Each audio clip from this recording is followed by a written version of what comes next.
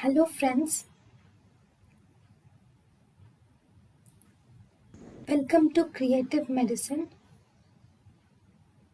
In this lecture, we will learn about Opioid antagonists. In opioid antagonists include naloxone and naltrexone.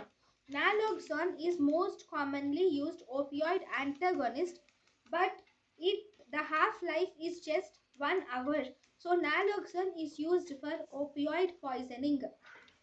Naloxone will also activate sympathetic system, causing tachyarrhythmias, hypertension, pulmonary edema, and cardiac arrest.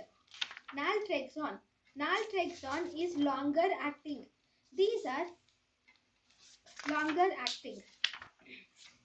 Peripheral antagonists. Opioid peripheral antagonists include two types. One, methyl naltrexone. Methyl naltrexone is used subcutaneously and it can cause constipation. Second, naloxegol. Naloxegol is an oral drug which is a peripheral antagonist. Summary. Antagonists are of two types, central antagonists and peripheral antagonists. Central antagonists are naloxone and naltrexone.